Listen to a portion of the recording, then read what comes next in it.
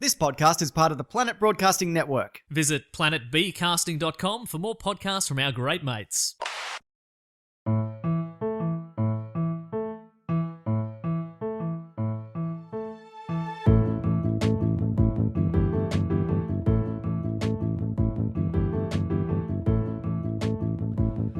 Hello and welcome to another episode of Do Go On. My name is Dave Warnicky and I'm here with the dashing Matt Stewart and the lovely Jess Perkins. Oh, dashing and lovely. Hello. Hello. Everyone. Hello, majestic Dave Warnicky. That's great. But it should be Majestic Matt and Dashing Dave, shouldn't it? Fuck. And just Jess. I was going to go Jolly Jess. Oh, that's good. But no, just Jess. Yeah, that suits you. Suits you real good. Not many fun words start with J, do they? Adjectives with J? Junk dog? Junkie Jess. Junk dog. Jess. Junk dog Jess. Junk dog Jess. Well, it's great to be here with both of you. We're going to do a quick health update with all of us because, to be honest, it's not just Jess that's sick this week. We're all a bit under the weather. Yeah. Sick app. Fully sick. Maybe because Jess made us sick because you're always ill. That can't possibly be my fault, and I won't be held accountable, thank you. Jess, you sent a message to our group chat before saying that it's like you're sick 2 weeks on and then 1 week off. Yeah. You're not FIFO. It's a I'm a FIFO. fly in, fly out sickness. Yeah. I'm at least 1 week on, and then 2 weeks I'll be fine, and then I'll get sick again. But you're making like $6,000 a week or something, aren't you? Oh, yeah, big time. Yeah. Yeah. Working on them big rigs. I'm fucking loaded. Drilling for oil or whatever you do. Drilling for comedy gold is what I'm just what I'm bloody doing. Hey, you know where we are drilling for comedy gold? That's at our Melbourne live show, 100th episode next month, and we put it on sale just last week, and we've already sold nearly all of the tickets. Yeah, it's So incredible. So good. It makes me feel like I'm not sick. It makes me feel No, I still feel pretty good. sick. No. Right in that moment, I feel good. My head hurts. It's Like going a back bit to... of a fever. No, all right. You've brought me back to reality. Oh, no, but it's real good. If you want to get involved and you want to come to the 100th episode, it's live at the European Beer Cafe downstairs on Saturday, September the 16th at 5 o'clock. That's real good. That's a real good plug. That's the comedy hour. That is the hour of comedy. Hey, if we're going to quickly plug things, I should plug some stuff as well. I'm up in Brisbane. I promise on the other side of this we'll start the episode. I promise. I'll do it real quick. Dave, if that's okay. If you could let me get a bloody word out. Okay. Let me stop you right there. Damn it, you didn't even talk. I knew what was coming. So I'm going to, if you're listening to this today, it If comes I could out. just quickly butt in for a moment. I'll Just be wanna in tell us about your Brisbane. show. I'll be in Brisbane on Friday, this Friday, doing a show there. But my shows are on Saturday and Sunday. That other thing is, I'm not making money out of it directly, so I'm not. You should come to it. Knock Off Comedy, anyway, on Friday. But I'll be doing my own show, Pretty Dry, at the Hey Ya Bar on Saturday the 12th, Sunday the 13th, both at 4 p.m. And also Tuesday night at 9:30, Hey Ya Bar. And there's a Do Go On discount code, which is Keen for Peen in Briz. And the 4 is spelled F-O-R. That's really good. Also going to Sydney the night before our live show, which is already sold out. Dave didn't even plug it. Oh, don't worry No about it. need. You can't get tickets even if miss you out. want them. Yeah, but I mean, you could plug the fact that people should remember to come. Yeah, Oh, yeah, guys, don't good forget call. we're coming up August 20. No, I don't care. We've got their money. That's August 27th. So on August 26th, I'm in Sydney at the Giant Dwarf. Please come to that show, doing a show with Kappa. And also, before that, in Melbourne, I'm doing running the show one more time. Saturday the 19th at Little Mess in Brunswick. So you should come there. Each of those, I'll be there, and you should too. Everyone should come. Well, Jess and I will be at the Sydney show because we'll be up there the night before our podcast on Jess's birthday. Mm-hmm. And the next day it is our podcast, and the day after that is my birthday, which ties in a little bit to the topic this week. Oh, I can get us on to okay. the topic. Is the question, when is Dave's birthday? Well, it's a little bit more complicated than that. But Damn it. Because I could have answered that one That would have been a real short app. comfortably. Yeah, he just told us. It would have been weird. Also, for you to I'm have pretty given good it at away. remembering friends' birthdays. You are pretty good. Yeah. Not me. The following event, it happened that I'm going to talk about. It happened on my 13th birthday. Okay, so Okay. 1993. 2003. I'm not bloody your age, Matt. Oh, sorry. My maths is good.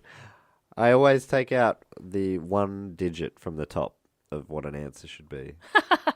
Sure, okay. So I went, all right, so 13 13 years from 1990, and obviously I got the Y2K bug still. That's what my sickness is. And I reset once I hit 2000. I went back to 1990, and then the remaining 3 took us up to 1993. No, we're going for 2013. What? No, it's 2003. 2003. Come on. Jess was like, I'm pretty good at remembering my friend's birthdays. Jess has 10 got a years. different kind of sickness. Okay, so 2003, what happened 2003. then? All right, so well, August that's the date of this. But my question to get us onto the topic is, if you had to strap a bomb to someone else, where would you strap it onto? Oh, okay. Okay, that's What's the scenario? Are you looking for them to explode in the biggest way? Or are you looking for it to get through some sort of security? Because if you're trying to get it through some security, you'd strap it to their butt hole. in their butt. Strap it to You'd the strap it butthole. in You'd their strap butt. it in their butt, I think. But if you're trying to... Well, actually, that might be the same answer for both. I think that would also do a lot of destruction. You'd blow them from the inside out, so to speak. I think that'd be... I'm going to Yeah, agree with Matthew. They probably wouldn't implode into their butthole. As It's it forms a black hole. into your own butt. And that is how a black hole is formed. I'm reliably Yeah. informed. Out of a brown hole. From brown to black. It's the karate. Okay, I'm going to agree with Matt. Our answer is butthole. You're locking in butthole. We're Well, the locking answer is, if you had to strap a bomb to someone on August the 28th, 2003, you would strap it to their collar, to their neck. This topic... Oh, Oh, the neck bomber. You Oh. heard of this? Yeah, is it like a kidnapping? Well, we're going to get to the story. It's called the Collar Bomb Heist. And it was suggested by Lee Moranti. Oh, great name. Great name. And possibly saying that wrong. Lee Moranti on Facebook. He messaged this in. He messaged a little article. I often read the Facebook messages, and I was transfixed. wow, So okay. I'm going to try and transfix you now with the story and do justice for Lee Moranti's suggestion, the Collar Bomb Heist. So, our story takes place in the city of Erie, in the northwest corner of Pennsylvania, about 50 kilometers from the Ohio state line. Ohio. Not far from it. It's nearly an Ohio topic. Love it. Nearly claim it. I'm into it. You're there in... It's a 20-minute drive. Yeah, If you Imagine being 20 minutes from Ohio. How cool would that be? pretty cool. Yeah. Erie, the unassuming city, had a relatively low crime rate and was about to be rocked by a crime that few could ever even imagine. Bum, bum, bum. How's Erie spelt? E-R-I-E. Very good. Oh, that's cool. I always pictured it with 2 E's at the start. Like the word Erie. Yeah. That's what you're picturing. Yeah. Fair enough.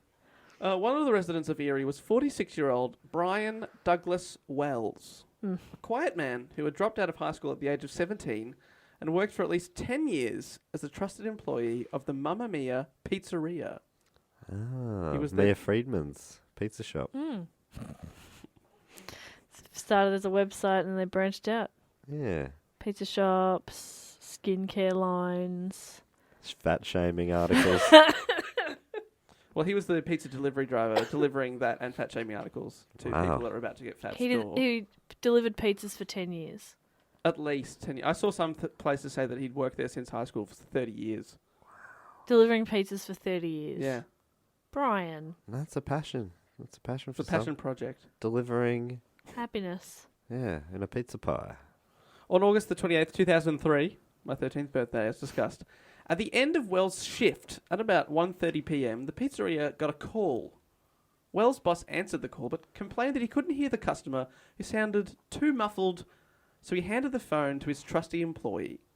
In the 10 years previous to this, Wells had only ever taken one sick day to look after his sick cat, so the owner knew he could count on Brian, who took the call and was able to take the order. So he understands muffles. He speaks muffle. Well, his cat's name's Muffles, Oh. so that makes sense. The cat calls up and says he's sick. Oh. Meow. Oh. Meow. Was that Muffles? I'll be there. I'll be right there. Too large Hawaiian. All I'll right. bring it right away. At 2 p.m., Wells took the order of 2 small pepperoni pizza pies, Ah, pizza pie. and he took down directions of where to deliver the pizzas. It was a secluded TV tower on the outskirts of town, accessible only by a small dirt road. Like I said, it was the end of Wells' shift, but he delivered those pizzas anyway. So he's dedicated. But to a TV tower. Yeah. How do you give an address to a TV tower? Well, they had to give him directions, and he wrote them down. See, I don't trust that. If I can't put it into Google Maps, I don't trust it. You were trusting very little before about 3 years ago. Absolutely. The next time Brian Wells was seen was 28 minutes later. This time, he was walking into a bank. Instead of his Mamma Mia Pizzeria uniform, he was now wearing a white shirt sporting the Guess logo and the word Guess. That's how they knew it was Guess. Cryptic. Despite being fully able, he was carrying a walking stick, like a cane in his right hand, and had a strange bulge under the collar and chest area of his baggy white t-shirt. A witness described it like he had a shoebox stuffed down his shirt. Okay, Or are you just happy to see me? Don't wink at me. I winked at him while looking at you. I didn't mean to do it that way. I don't know how you did that. I don't know how I did that. I'm a bit off. So it's a pretty obvious bulge then, if it's like a shoebox. That was a big bulge. It's a big bulge. In all the wrong places. Yeah. Fat shaming. Well, I do work for Mamma Mia. Do you really? Full disclosure. Makes sense. Wells then calmly passed the bank teller a note that read, quote, "Gather employees with access codes to the vault and work as fast as you can to fill a bag with $250,000. You only have 15 minutes. I have a bomb." To prove the last part of the note, Brian lifted his shirt to show off his sweet bod / a rectangular bomb hanging from his neck. But mostly the sweet bod. I can tell you that Brian did not have a sweet bod. Did he have a sweet bomb? Yeah. Oh, it's so sweet. It was the bomb. I hate you for that. I know, me too. Self-loathing, loathing, 100%. Mispronouncing loathing, 110%. The bank teller told Wells there was no way to gain access to the vault at that time, but they were able to fill a bag with $8,700 in petty cash and handed it to Brian, who seemed satisfied. But you asked for 250. Yeah, you get 3%. You wouldn't be happy with that. Pretty disappointing, but Yeah. Brian's happy. So satisfied that before walking out of the bank, he grabbed a lollipop from the counter of the bank, which, if that's an American thing, I really think we should push to employ that here in Australia. Absolutely. I've never heard that, but Yeah, that's more of like a children's doctor's thing. yeah. But What let do you us know call in them? America. Children doctors? Pediatricians. Pediatrician, yeah. Yeah, totally. Hey, but you're saying this guy, he seemed happy with that money, and you don't think he should be. He just got over $8,000 for doing nothing, just for asking for it. I'd be stoked with that as well. Does have a Hey, bomb. Dave, give me $250,000.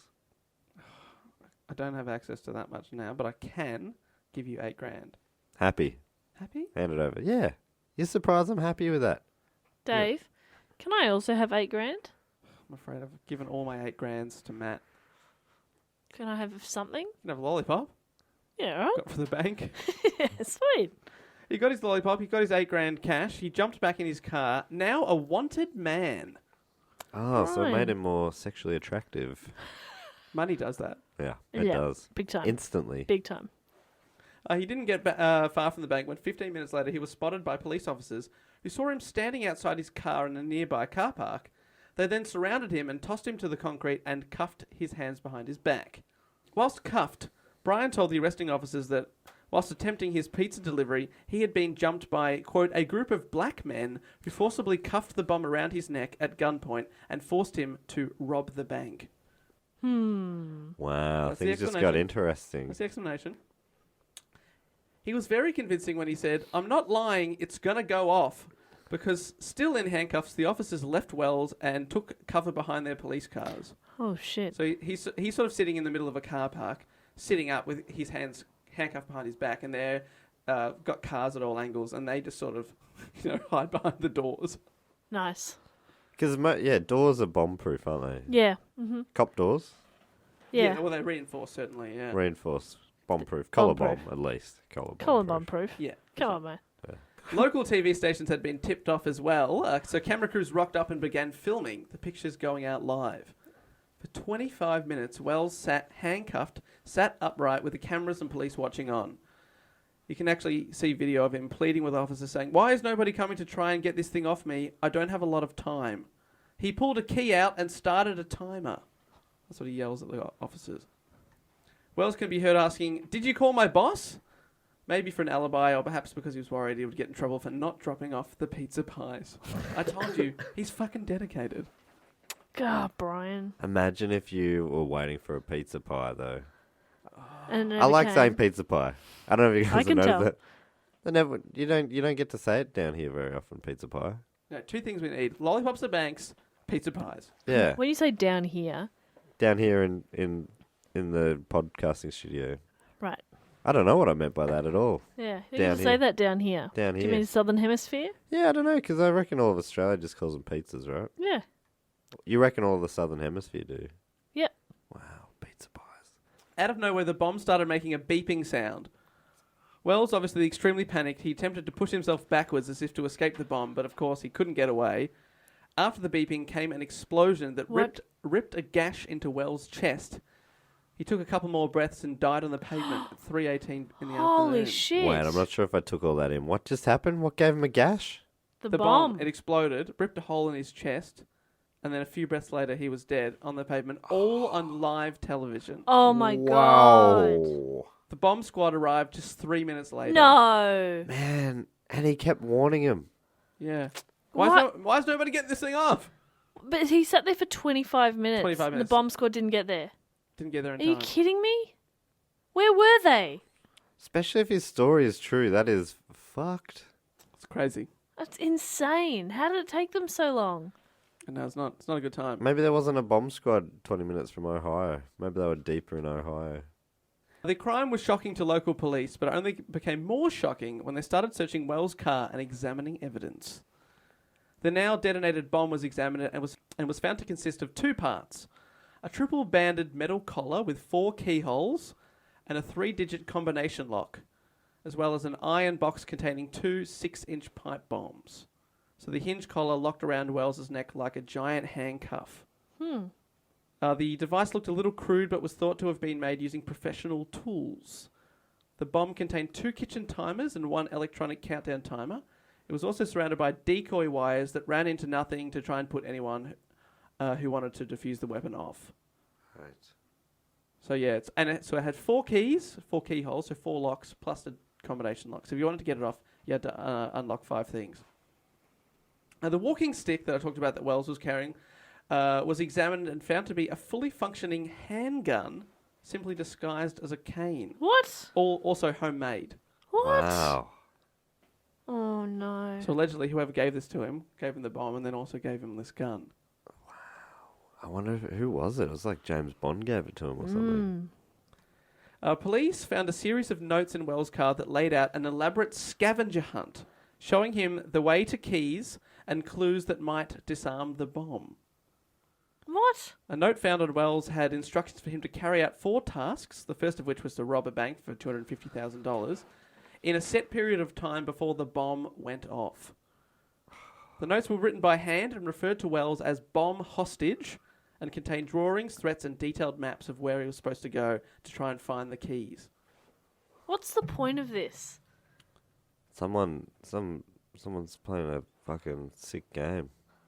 Is it just a sick game to you? I would have yelled that into the skies. Someone just yells out, "Yes, yes it is." Thanks, I needed that answer. Fair enough. The note said that Wells would gain extra time with the completion of each task, and at certain checkpoints would find different keys to different locks. He would then get the final key and the combination to the lock when he got to the end of the task and handed over the money. It read, quote, "This powerful booby-trapped bomb can be removed only by following our instructions." Then in capital letters, "Act now. Think later or you will die." But he did the first thing they asked him to do, but then he died anyway. Because the cops stopped him. Yes, he was mid-scavenger hunt, so he's got the cash and he's on to task 2, and then the cops, obviously... So he ran out of time because they stopped him in his tracks. Fuck. In the hours after Wells' death, after finding the handwritten scavenger hunt instructions, police attempted to complete the tasks in the hope that it would lead them to whoever was behind the plot, to get them to the final checkpoint, and then they're standing there waiting. Wells had completed a couple of tasks before he was apprehended. This is what it read. Exit the bank after you go to the bank with the money and go to McDonald's restaurant, misspelled. Get out of the car and go to the small sign reading drive-through open 24 hours in the flower bed. By the sign, there is a rock with a note taped to the bottom. This has your next instructions. Oh my So god. Wells had driven straight there after he left the bank with a bag of cash. He retrieved a 2-page note from that flower bed as directed. And this note directed him to a wooded area several miles away where a container with orange tape would hold the next set of instructions. Wells was on his way to find that clue when he was arrested. So the cops who are recreating this, they pick up the trail from there a couple hours later.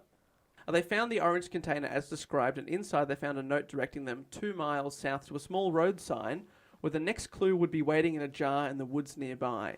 When they got there, they found the jar, but it was empty. It seemed whoever had masterminded the mission had called it off as soon as they'd found out police were involved. Super creepily, perhaps that person or persons were watching their every move. Oh. Because it was broadcast live on TV. They Yeah. definitely would And have it was found out about it. Big story. Right. Big story. Would you not have just gone straight to the police? Do you reckon? With the bomb around your neck? Yeah, one of and the- say, one of the help th- me? One of the threats was, like, if we see you with the police, we'll set it off. Oh, shit. And he sounded like he was a pretty, like he wasn't he was a rule following, simple man, right? People speculated that the guest shirt that he was wearing is also possibly a message, like a taunt, if you will, because he wasn't wearing his shirt anymore. He was wearing this big baggy white guest shirt, perhaps saying, "Can you guess who this is? Right. Who's behind this crazy crime?" The authorities' next step was to check out the delivery location that Wells had apparently been called to, the one that was only reachable by a dirt road, and they found that it was indeed a TV transmission tower in a wooded area off of busy Peach Street. So it was pretty secluded and there was not many people around. They discovered shoe prints consistent with Wells' footwear and tyre tracks matching the treads on his car, but the site offered no other clues as to who may have lured him there or what happened once he'd arrived. Police were absolutely perplexed. That's never good. Why didn't they listen to him in the first place? Who? Yeah. The cops. I know. It does feel like they should have called the bomb squad a lot earlier, especially once you hear about a bank robbery where someone threatened the teller with a bomb. Yeah. Yeah. It took them a long time to get there. Yeah, they were aware that there was a bomb. Come on, bomb squad. Yeah, and the video's pretty chilling. It's just like it's pretty much a man pleading for his life, and then, Oh my then a bomb God. goes off. Yeah.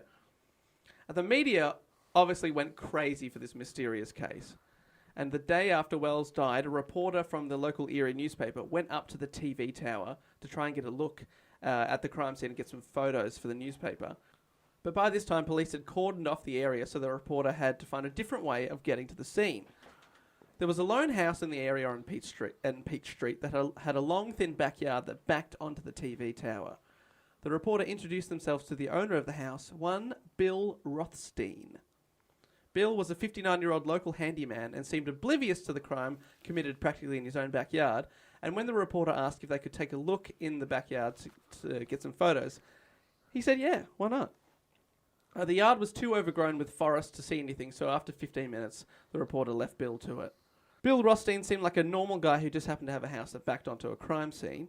Seemed like Yeah. a normal guy, Jess. Yeah, I picked up on that too. But 3 weeks later, authorities' view of Rothstein would change dramatically when he made this phone call to a 911 operator, and I quote, "At 8645 Peach Street, in the garage, there is a frozen body. It's in the freezer." That End makes quote. sense. That makes sense. That's That right. I'd makes keep sense. it as well. There's a frozen body. A frozen body. You don't want them to melt down. You don't want them to defrost. There's a frozen body on my bed. It's now a water bed. Yeah. Rothstein was immediately arrested and told police that he'd been overcome with guilt. He told confused investigators that he had considered killing himself, and he'd even written a suicide note, which investigators found inside his desk. The suicide note reads, "To those who cared for or about me," and then it identified the body in the freezer as that of a man called Jim Roden. But this was not a confession, as he noted, quote, "I did not kill him nor participate in his death." The weirdest part of the note was that it opened with the line, "This has nothing to do with the Wells case." This is the Collar Bomb guy. Okay. That's weird. I know. With a winky face emoji. Huh? So don't even bother asking any questions. Nothing at all. Nothing to see here, boys. When he drew a picture of himself at that very moment as a cartoon villain going, I've said too much. Bill had a lot of explaining to do, and explained it. He did. He told authorities that in mid-August he'd received a phone call from his ex-girlfriend, a lady called Marjorie Deal Armstrong. I'd break up with Marjorie too, I reckon. Ugh. No good? No good. Margie. No good at all. Or Jury. Jury. Jury. Sorry, you saying Jerry? No, Jury. My name's Jury. He talked about how he'd received a call from his ex-girlfriend, Marjorie Deal of course. Armstrong. Sorry. A woman that he dated in the 1970s, so a long time earlier. Marjorie told him that she had shot her boyfriend, James Roden, in the back with a shotgun in a dispute over money. She asked Bill Rothstein to help remove Roden's body and help her clean up the crime scene in her house. And Bill must have really liked his ex-girlfriend because he said yes. No. You're not doing that for your ex-boyfriend? I'm not doing that for you guys, and you are not my ex-boyfriends. You're yeah. two of my favourite people in the world, and I would not do that. Hang on, Matt, you'd help me cover up a crime, surely. Um, Rock solid Matt. yeah, all right. You would not. You would not. You're the biggest pacifist of all of us. Yeah, but the murder's already committed, mate. Yeah, So but the look, I'm not helping you clean up and I'm not calling hide you a up about body. a murder, Matt. I'm calling you up about a cleaning job. I love to help clean. You're a great cleaner. Love cleaning. Remember That's true. He does that time love I moved cleaning. house? I've always got the mop at the ready. Anytime we have a do-go on little dinner here, he always does the dishes. I do You like see it. that? He Totally always do. Clean always- as you go. That's what I always say with cooking and with murder. I always say that clean as you go. You do say that. Perfect. And that time that I got blood all over the plate, you cleaned it up really well. I did. That plate is buried deep in the forest. No one will ever find it. So you can trust this guy. Jess, I can't trust you anymore. No, God no. Don't trust me. Don't call me in that instance. Well, Bill Rothstein is a better friend than you Okay, to Marjorie fine. than you are Good. to us. Because Great. he wrapped the body in tight plastic, as you always should. Matt says this a lot. And he kept the corpse in a chest freezer in his garage. The body had been there for 5 weeks whilst he painstakingly melted down the murder weapon and the shotgun and scattered the pieces around the county. Wow. I mean, that all sounds like a lot of effort to go to, and he's why is he coming clean all of a sudden? Guilt. He's guilty. Marjorie. Well, the next step was to chop up the body into tiny pieces. Oh, come on. And he But Bill couldn't. Rothstein, a great guy, again, he told authorities that he just couldn't do it. He had called the police and turned himself in because of his serious guilt, but also because he was scared to death that Marjorie would kill him, as she was a bit of a psychopath. Yeah, Wow. no shit. That's why they broke up the first time. But also maybe that's why he was scared into saying yes. Because she's a psycho. Yeah, because I'll tell you a bit about Marjorie. She'd been suspected of murder in the past, and in fact, Roden, who she shot in the back with a shotgun, was the 4th partner who had a suspicious death linked to her. Oh my God, Marjorie. Marjorie, learn to use your words. This is the first one. She shot the first one in the 70s 7 or 8 times whilst he slept, and she got off on self-defense as the man had allegedly been abusing her While he slept. while he slept. One of her partners had hanged themselves in suspicious circumstances, and another apparently slipped and hit his head on the coffee table, and he died. Slipped and hit his She's head. had a lot of bad luck. A lot of bad luck. She's unlucky. Unlucky in in love. Marjorie, just okay, he didn't pick up his socks but just talk to him about it. Jesus. No, she's just been You unlucky. don't have to fucking murder them. Yeah. Surely, Jess, you've gotten pissed off at someone and thrown their head into a coffee table in a fit of rage. No, but I have hanged them, Right. obviously. All right. Every time I get into an argument. So you're either a Jess or a Marjorie, and Marjorie's both.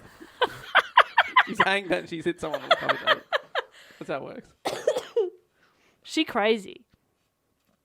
Marjorie, no. Well, she's a bit crazy, actually. Erie's a small city and like a small town. Most people knew each other there, especially of a similar age. And back in school, Marjorie was known for her extreme intelligence, but also for her extreme mood swings. Later on, she was diagnosed with bipolar disorder, and she appeared unable to control her non-stop, rapid-fire speech. So she's a pretty loud and opinionated lady. If she didn't like you, she'd let you know, and then she'd hang you. I think that's all you can ask for. You know, from a Bipolar. friend. Honestly. Honesty and, a quick death. Bipolar does I not wrote- make you kill people. No. It doesn't. It doesn't at all. No, it doesn't. I just wanted to make that very clear. I don't think that's what Dave was suggesting. No, I know he wasn't. I'm just saying that, like, I just want everybody to be very clear. I haven't finished describing Marjorie yet. Oh, God. In 1984, investigators found 400 pounds of butter and more than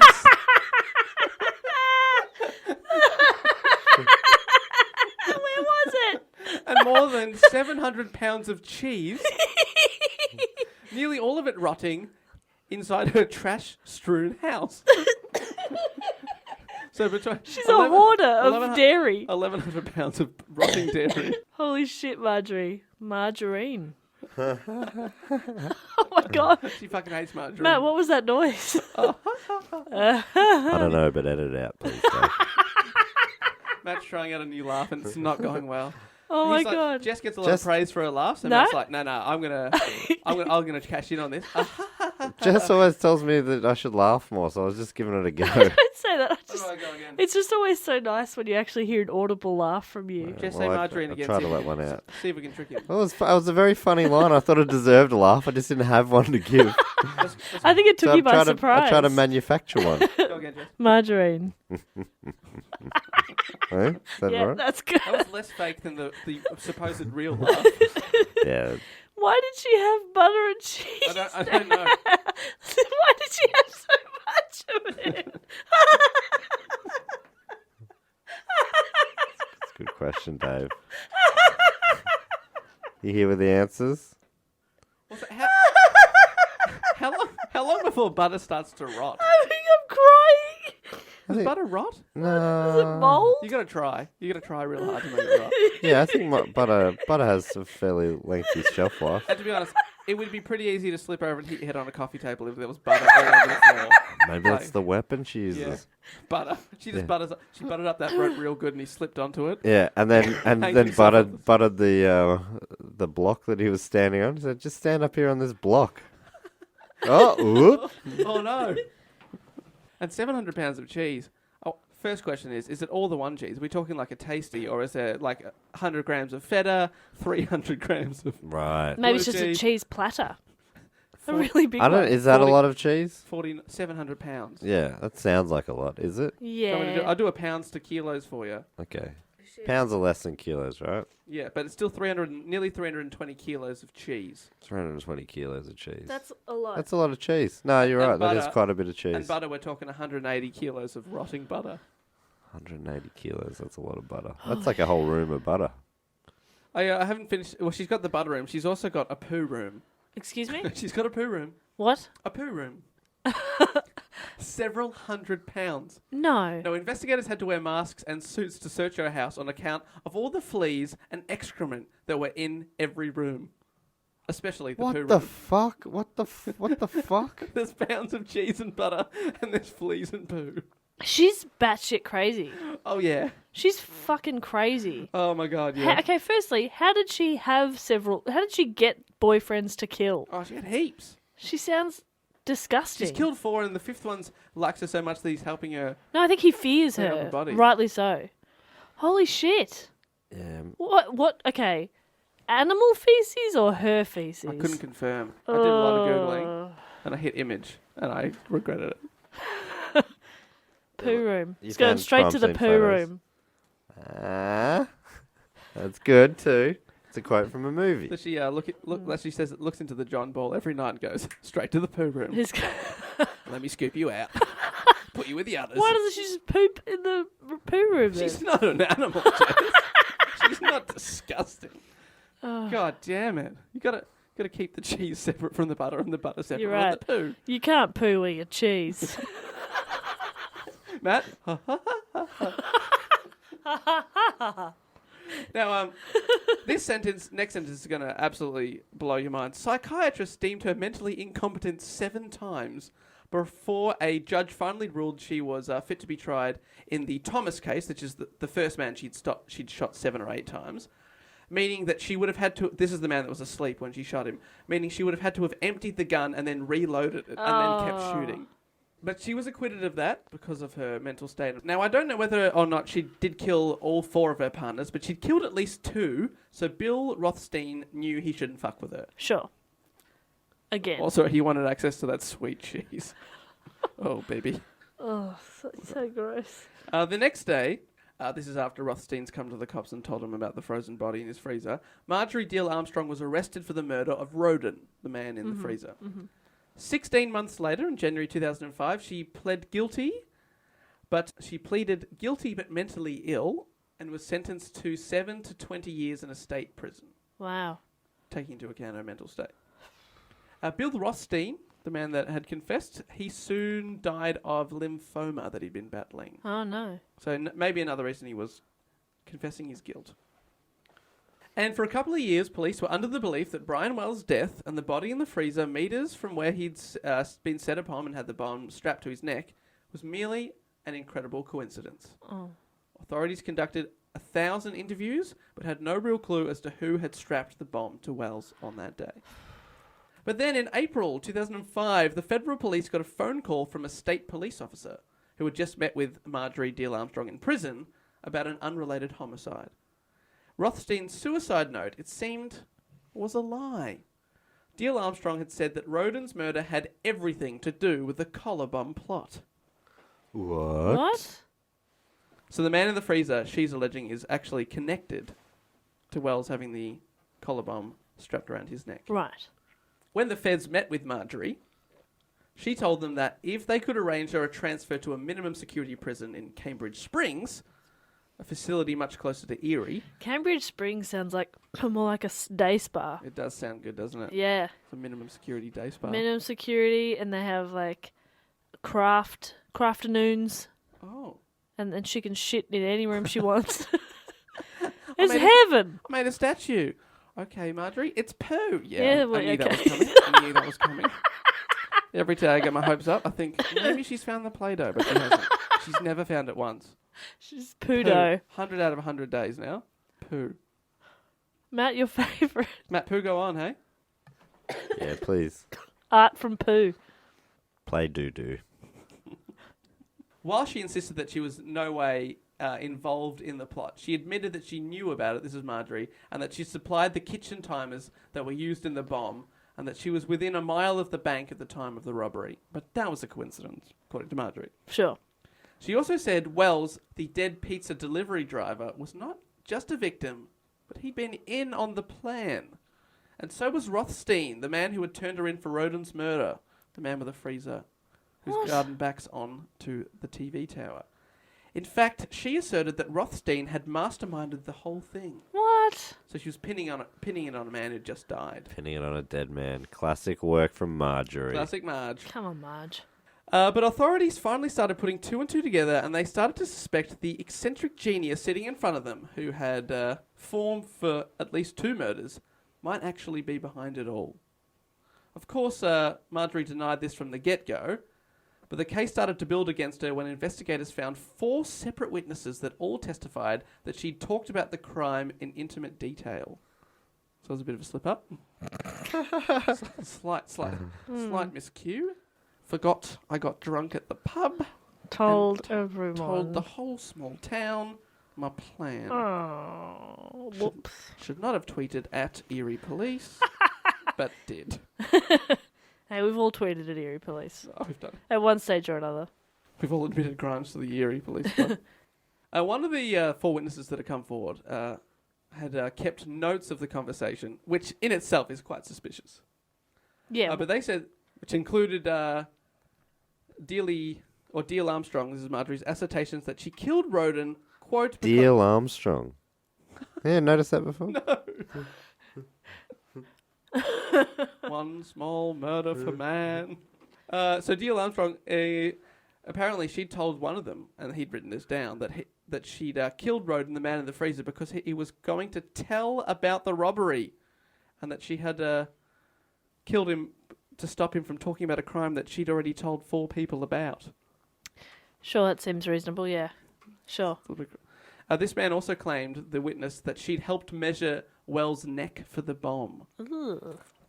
Because he was apparently in on it, according to these people. Sure. A few months later, the police got another big break when a witness came forward to say that an ex-television repairman turned crack dealer, lover slashy, actor, singer, TV repairman, crack dealer, Double threat. double. Mm-hmm. Wish I had a second threat. Hey. What's your first threat? Violence. It's my go-to. Your one and only Every threat. time. You are very I violent. will get violent. Ironically, your only threat is slashing people. I really want to be a slashy, all right? Straight for the neck. Every time. Got one move and it works. Hey, why improve on perfection? Thank you. Mm-hmm. Do one thing, do it well. Yeah? You're a master of one. Yeah. So we've got this slashy ex-television repairman. I haven't said his name yet, the slash crack dealer. His name's Kenneth Barnes. And one of the That's not a good witnesses- crack dealer name. Kenneth Barnes. No, Why'd it you should call be it- Skull. Skull Barnes. Kenneth Skull. Kenny Barnes is a cool name, though. Yeah, but He's a not for a country singer. crack dealer. Sounds like a country singer or an Yes. Aussie pub rock guy. Yeah. It should be, okay, good name for a crack dealer. Cracky. Cracky. Cracky Joe. No, that's a bit obvious. Cocaine Joe. Cocaine. Huh? Put him off. Put him off the scent. Heroin Powder Jim. People go up to Cocaine Joe and they go, "You got any crack?" And he goes, "How'd you know?" Okay, yeah. Crack cocaine. Oh, he's got them all. I don't know the difference. Anyway, never mind. Do go on. So Kenneth Barnes, apparently he was also involved. This TV repairman slash crack dealer, our slashy, Kenny Barnes, is involved. Barnes, who was an old friend of Marjorie's, had... Oh, old friend, hey? apparently an old fishing pal.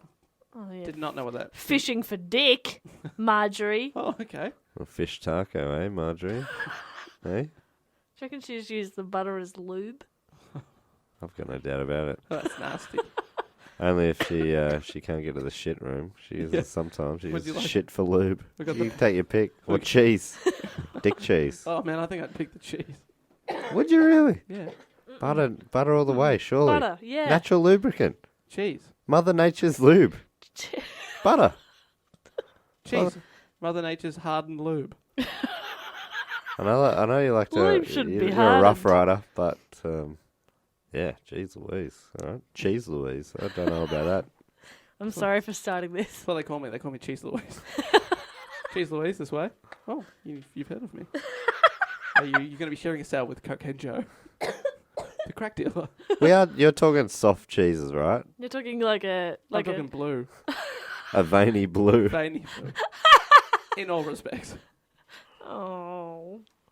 But Barnesy, our fisherman, old friend of Marjorie, according to a witness, had spoken openly about the plan, and his brother-in-law had turned him in when Barnes was already in jail on an unrelated drug charge.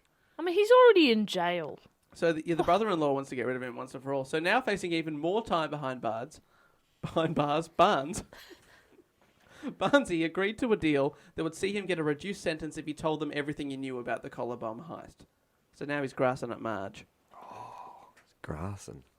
Barnes told them exactly what they suspected, that Marjorie was indeed the mastermind, and he gave them a motive as well.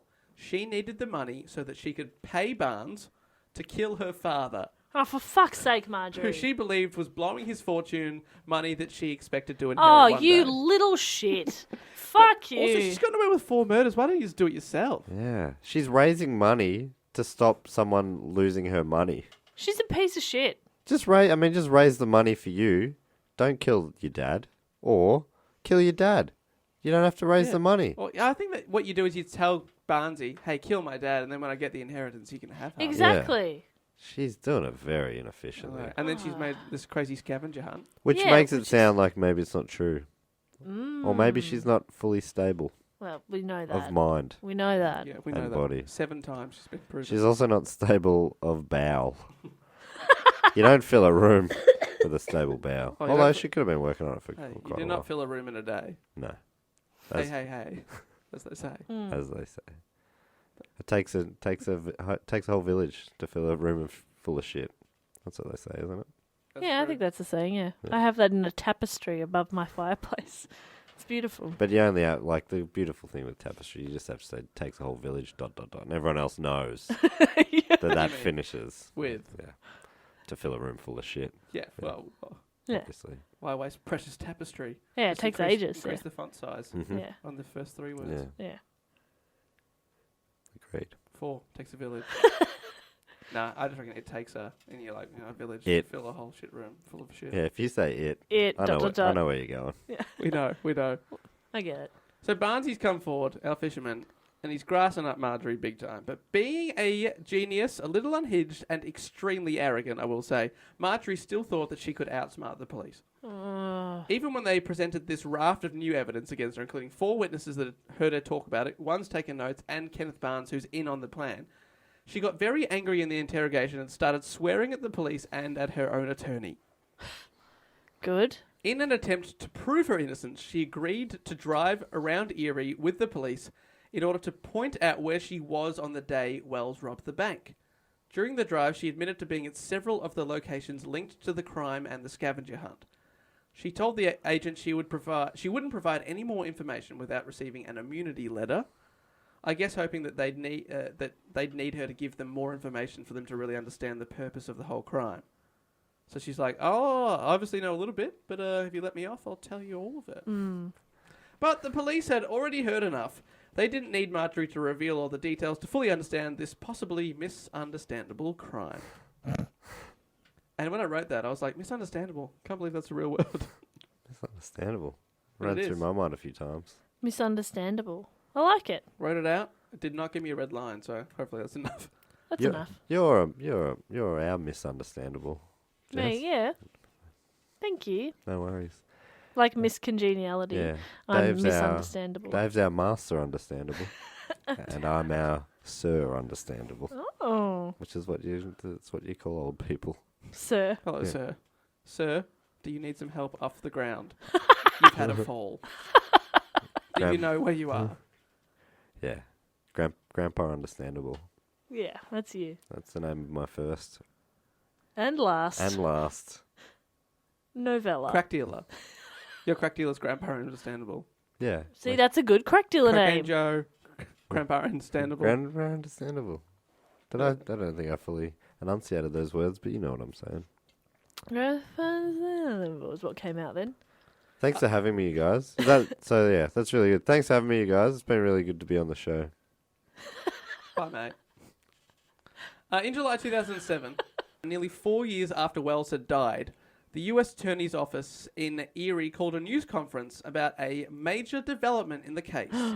It was announced that the investigation was finally over. Marjorie and Barnsey were charged with carrying out the sensational crime, a plot that allegedly D.L. Armstrong had put into motion. It was also announced that other conspirators were involved in the crime and they were named at the press conference. Bill Rothstein was one, the guy whose house backed onto the TV tower. The man who'd also died of cancer, so he could not be charged. And also Wells, the purported victim, was another, also dead, so unchargeable. It was alleged that Wells had been in on the plan from the start. He had agreed to rob the bank wearing a fake bomb, and the scavenger hunt was just to get out of jail alibi if he got caught. He could say, "Oh, I was only robbing the bank because I thought I'd die." Genius. Shit. At some point in the scheme, however, unbeknownst to Wells himself, the fake bomb became a real bomb, and the scavenger hunt became a real race against the clock. The FBI concluded that the entire scavenger hunt was a hoax. The bomb was rigged such that any attempt to remove it would set it off. Wells was destined to die no matter what he did. Oh my god. Whoa. Presumably, Marjorie hoped to keep him alive long enough to get the cash from him and then blow him up to cover up her own tracks. Bitch. And then use that money to pay Barnsey to kill her dad to get more money. Oh my god. Barnsey himself pled guilty in September 2008 to the conspiracy and weapons charges involved in the Collar Bomb plot. Because of his prior convictions, he was sentenced to 45 years behind bars, but he agreed to testify against Marjorie in the hope of getting his sentence reduced. Ugh. But Marjorie didn't go to trial for some time as she was found to be mentally unfit. Can you believe that? Shitbags. Shit bag full of cheese, bag full of butter. She tried to bribe the jury. 1 bag of shit, 2 bags of cheese, 3 bags of butter. Wow, that's the order I'd do it in. Yeah. Yeah, agreed. Actually, no. I'd do it in no bags of shit. Interesting. 3 bags of cheese. 2 bags of butter. Sure. Great. Use more cheese than butter. Yeah. You have a cheese party. She did eventually regain her mental health, and she was diagnosed with glandular cancer and told she had only 3 to 7 years to live. Oh, it's like a ticking time bomb around her neck. Maybe that's what she was thinking. Karma. The prosecutor decided to go ahead with the trial anyway. Barnes, the most important witness, took the stand and named Marjorie as the mastermind of the heist and the person who had put the team together. She had contacted her old boyfriend, Bill Rothstein, the man with the freezer, and reached out to Wells, our pizza delivery driver, who it turns out needed cash really quickly. Apparently, Wells had been seeing a sex worker twice a month for about 5 years. With the help of his friend Ken Barnesy, the crack dealer, he bought crack, which he then gave to the sex worker in exchange for sex. But in the weeks before the robbery, Wells had fallen into debt with his crack dealers and needed cash to pay them off. Jeez, oh my god. Why didn't he just pay her in cash? Yeah, why is he paying her in crack? I don't know, it's crazy. That's so weird. So I he paid reckon, would it not be cheaper in cash than Yeah. crack? I don't know, the exchange rate's pretty good over there in Pennsylvania. That's so strange. Should have paid her in pepperoni pizza pies. 5 years he was seeing her as well. Wait, has this whole thing been in Pennsylvania? Yeah, Huh. near the Ohio border. Wow. And they touch each other. Two of my favourites. Pennsylvania and Ohio. Wow. I'm gonna straddle that border one day. I'm gonna ride it. Oh, that'll be so good. That'll be so Do good. they have a tri-state area? Don't tell me the third state's another banger. If it's another one of the greats, I will cheese my pants. I couldn't think of anything that was relevant to You the might show. you might have to go do that one yourself, I think. I don't really want to see it. Oh, man. That was another good laugh. I don't know if you can, this is a good state, but it looks like you can straddle Ohio, Pennsylvania, and West Virginia all at the same time. West Virginia. Mountain Mama. But to do That that, can't be the line, can it? Mountain Mama? Yeah, I think that's probably it. Country Road. but to do that, you have to swim across a river, it looks like. Yes, I'm up for it. Happy to do that? Yeah. Happy to swim across So the Ohio River? What? Yeah. good So stuff. they're inside that river's where the three states meet. Oh, that's nice. Yeah, yeah, it's Imagine right. if there's otters in that river. Inside Get the out. river. Get out. I'm not just imagine. Too much. Can't handle it. No, stop it. Big shout out to West Virginia, who we do not shout out to enough. Well, the mountain mamas out there. Mountain Mama. That can't be right, can it? What does that I mean? don't know. Okay, I'm so confused. Okay, so it turns out that Wells was probably in on it the whole time. That's fucked. I cared for him. I still do. He got his chest ripped out Yeah, but with so a bomb he thought was fake. I wonder at what point he was found trying out. to, all No, he but was doing was trying to Well- raise money for crack to pay off his sex I'm worker. aware of that. The question I was asking was, I wonder at what point he realized the bomb was real. Well, at some point in the scheme, unbeknownst to Wells, the fake bomb became a real one, Yeah. and the scavenger hunt became real. But at the same time, he knew it's going to go off. Why isn't anyone trying to take it off me? So he knew, right? Yeah. Maybe when they put it on, Marjorie went, it's by the real, way, it's fuckhead." real, yeah. Well, what happened was, on the witness stand, according to Ken Barnes, the crack dealer, he alleged that Wells only discovered the bomb was in fact real when he delivered the pieces to the pizza tower as planned. Mm-hmm. He was tackled as he tried to sprint away and locked into the device at gunpoint Oh. Right, okay. when he discovered, hang on, that's a real fucking bomb. He I'm probably, not put yeah. that on. I think at that point he probably knew it was real. I think that was it. Thank you for answering my question. Marjorie took the witness stand to defend herself and, of course, denied all of this. Over 5 hours, she ridiculed her own lawyer, cried. She kept saying, "Is that your argument? That's stupid." She cried. She shouted. She screamed profanities across the courtroom. More than 50 times in 5 hours, the judge sought to cut her off, being like, all right, obstruction, whatever. Objection, quiet, stop. 50 times. Didn't always work. She denied having even ever met Wells. She was like, I only heard of him the day he was on the news. I don't even know this guy. The jury deliberated for 11 hours and found her guilty on all charges. She was convicted of armed bank robbery, conspiracy to commit armed bank robbery, and of using a destructive device in a crime. Oh, Matt's just Googled her and shown me a picture of her. Like, she looks fucking crazy. She looks. And she looks like the type of woman who's going to be swearing in a courtroom. Oh, and there's videos of her like when she's in an orange jumpsuit in the photo mats, and I've seen videos of her yelling at the press and stuff, calling them liars. She looks like a rock star to me. She looks like someone who would have been. If you told me she was a rock legend, I would have believed you. What if I told you that she was a rock legend? I believe you. Great. All in all, she was sentenced to life plus 30 years. So she got a big sentence. Yeah, I mean, it's not the most realistic, is it? You got to serve your entire life and then some. Yeah, what does that mean? What does that mean? Dave? Are we going to keep your body in that cell for another sometimes, 30 years? Sometimes serial killers get sentenced to like 996 years jail. Because life does mean you can get out if you're sentenced to life, can't Yeah, you? you can. But if you get life plus 30 years, it's pretty hard. Makes it tricky. Especially if you're dying of cancer. Good point. Brian Wells' family continue to deny that he had any involvement with the case to this very day, maintaining that he was an innocent victim of a sick crime. To be honest, that's hard to argue that he had nothing to do with it because he was there. I mean, there's footage of him blowing up. So he was definitely involved, even if it was just as the victim. I mean, he's not wrong, but... Thank you. Kenneth Barnes was sentenced to 45 years initially, but because of his testimony against Marjorie, that was brought down to 20 years. And Marjorie herself, final note here, Marjorie Deal Armstrong died in prison of natural causes on April 4th, 2017, so not very long ago. Oh, a couple months ago. Wow. Jeez. I really didn't know much about this story at all. No. Leaving Barnes the only one still alive, presumably still in prison. Because Barnesy. Wow. Wells got blown up, Rothstein had cancer, Marjorie died in prison of cancer, and Kenneth Barnes the only one left. Has Kenny Barnes released any albums since being in prison? He has...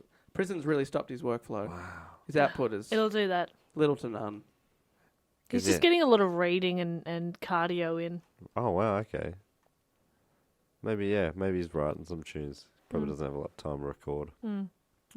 But that is the story of the Collar Bomb Heist, sometimes also called the Pizza Bomber. Pizza bomber. I kind of like that better, to be honest. Have you been getting hungry during this episode? Always. I'm always thinking There are about people pizza. out there who have definitely ordered a pizza during this episode. Oh, that'd be great. I kind of want I'm pizza hoping now. that the pizza delivery driver doesn't rock up with a bomb neck. With a neck. He's a rugby player. Yeah, I was going to say, we want only rugby players delivering our pizza from now on. We want necklace freaks. Necklace freaks wanted. All right, for pizza delivery. For very specific pizza delivery company. Wow, what a story. That is an absolutely crazy story. I was absolutely hooked when I first read that. So thank you, Lee Morant, for suggesting that. If you know any other crazy stories that we may not have heard of over here in Oz, or maybe we've just missed, you can always suggest them. Cause, that was only suggested one time. One time we've had it suggested. Amazing. Because when you said it, I was thinking about, it was later than that, but wasn't there it was here in Melbourne, and there was a schoolgirl. Yeah, that's the one I was thinking it was yeah, going to be. me too, yeah. And I was like, oh, yeah, I didn't know that was... I didn't know it was in 2003. Melbourne, but I do remember there was a schoolgirl. I'm sure it was in Collar Melbourne. Bomb, and she sort of had a bit of the... Didn't she have a bit of the Stockholm Syndrome, maybe? Oh, I don't I'm remember. only very vague What on the happened to memory. her? I can't... I'm very vague on the memory of it. I just remember there being a collar bomb. Yep. And it being in the news. Wow, perhaps. But it another wasn't a real episode. bomb. Was that voted on by the patrons? I should have said that at the start. So I put 3 topics Mm-hmm. into the Patreon vote. What happens is I put 3 topics in for my upcoming episodes, and then anyone who's a patron of ours gets to vote on them. I put 3 in there, as I always do. The topic was murder and crime. Oh, good one. And that one, there's some other great topics in there, which I won't spoil because I like to do them another time. That got over 50% of the vote. Wow. People were keen to And hear what was it called in the vote? the Collar Bomb Heist. Collar Bomb Heist. Yeah, that is It catchy. sounds intriguing. Yeah. I'd click on that. Me too. And hopefully you're listening to this and you have. We would like to thank some people that contribute to our Patreon, but before we do that, we are part of Planet Broadcasting. It's an amazing broadcasting network of some really cool Aussie podcasts. And one of our absolute favourites is, of course, Two in the Think Tank, recorded in this very room by our very good friends Alistair Trombley-Birchall and Andy Matthews. Yes. 2 of the funniest people Two of the funniest I've people, ever met. 2 stand-up comedians and TV comedy writers. And on their show, which Matt has been a guest on, I have a couple of times, had over a the great years. time. And Jess and I are hoping that one day we will get to be Oh, invited on one day we'll get the call. to such a cool show. Oh, my God. What happens on the show is that they each week have to think of 5 sketch ideas in real time, they think of the sketch ideas, and it's bloody hilarious, the ridiculous things that they come up with. And because they are our brothers in arms on Planet Broadcasting Network, to spread the good word about their show, here is a little excerpt of one of the episodes, and hopefully it will become your new favourite podcast. Second favourite. Your new second favourite podcast. Is there anything else that we could be putting in sausages other than meat? Just a sausage full of cream. But would people use it for sex, or I don't know, Alistair. do you think? But also, like, you don't have sex with it in the way that you're picturing you would have sex with a sausage. So You would have sex with it in the way you would have sex with a person. Well, I have the sex with people in the way that I have sex with a sausage. Imagine going to the supermarket and buying a single sausage. Yeah, you Just wouldn't be able to carrying do, it you out wouldn't be in able your to do it hand. without smirking. But what about other things that could come in sausages? Like, I don't want to say inspirational quotes. By the way, this is our 80th episode. I feel like that's momentous in that's some very way. impressive. What's interesting about the number 80 is that if you hold it on the side, it kind of looks like two eyes and an open mouth, sort of ready to eat a sausage. All right. Thank you guys so much. Wait, no, I think we got to come up with an idea, maybe with a sausage in it. Thank you so much, everybody. Well, if you like what you heard there, that is 2 in the Think Tank. You can check them out on wherever you download this podcast. They'll be there. Okay, we'd like to thank, as well as Planet Broadcasting, our network, we'd also like to thank people that support the show via Patreon. Patreon.com/dogoonpod is where your little pledges every month keep the show rocking and rolling. And in exchange for those pledges, you get our undying love and also some gifts in exchange, including bonus episodes, access to tickets to live shows before other people. Getting a vote on topics. You vote on topics. Matt does some newsletters sometimes. I do. We pretty much do whatever you like. People don't push it there too much. I'm always like, let me know what more you want from us on the Patreon. What do you want? What do you want from me? And they're just like, hey, we just want to support you. Yeah, we love you guys. You guys do you. And it's like, They're thank very you. lovely, but I just feel like I want to give them more. Yeah.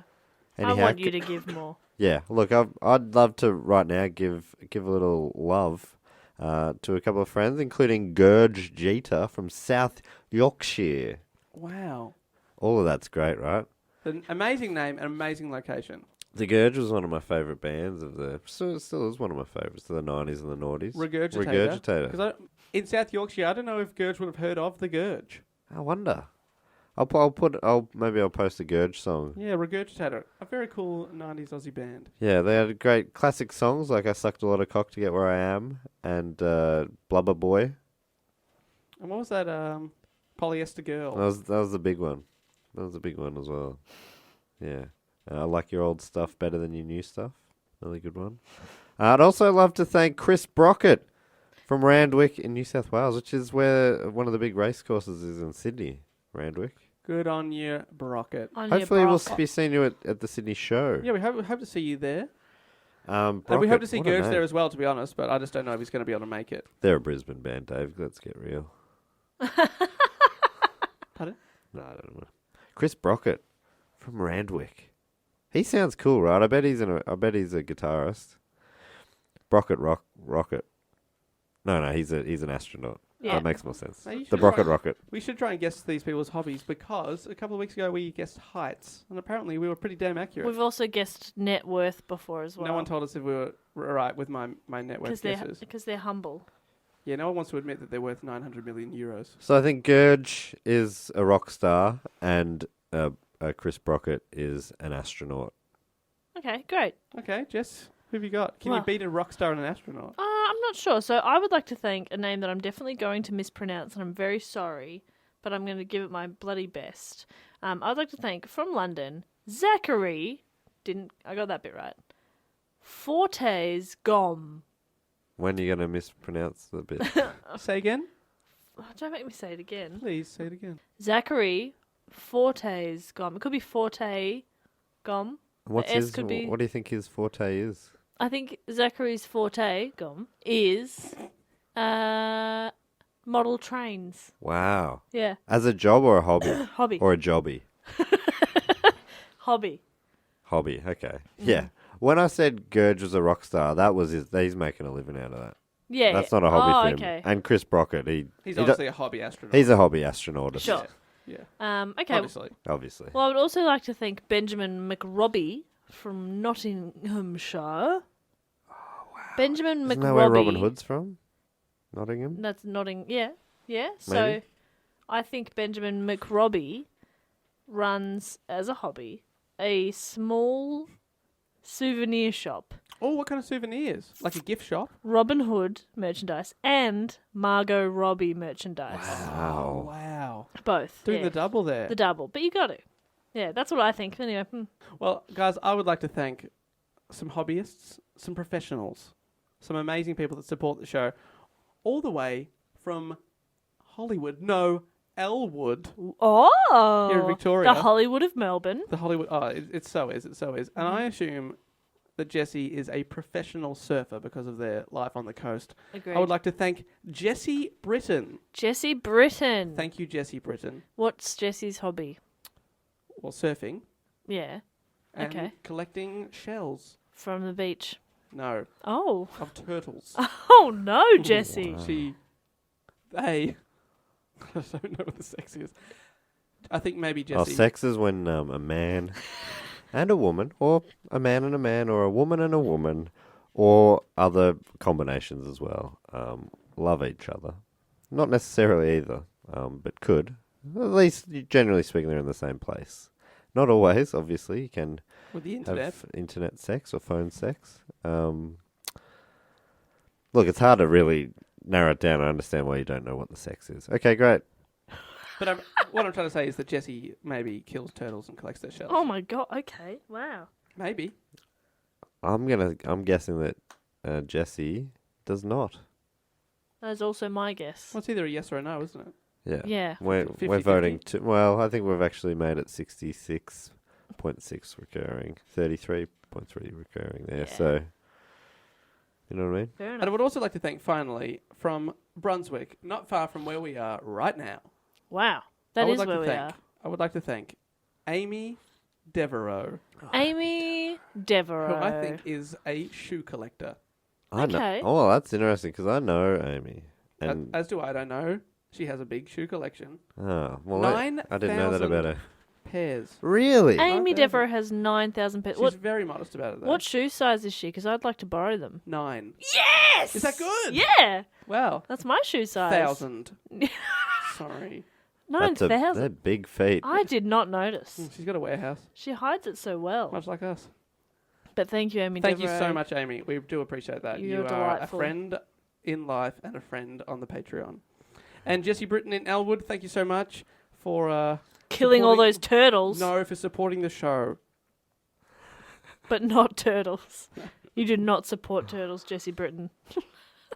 How dare you? I thought I liked Jessie Britton. Yeah, I was like, cool, Jessie Till Britton sounds today. awesome. Now I'm. It's really flipped here because I'm defending it. You're great, Jessie. You're great. Nah, good on you, Jessie. And guys, if you want to get in contact with us at any time, or indeed pledge to the show, it's patreon.com/dogoonpod, and all the links are in the description of this episode, including ticket links to our Melbourne comedy show, 100th episode, September the 16th, and all those shows that Matt is doing coming up in Brisbane and Sydney. Don't forget, we're doing the Sydney show. It's sold out, but please do come along if you've got a ticket. Thanks so much. You can get in contact on email, dogoonpod@gmail.com, and at dogoonpod for Twitter, Instagram, and Facebook. But until next time, I will say thank you and goodbye. Laters. Bye!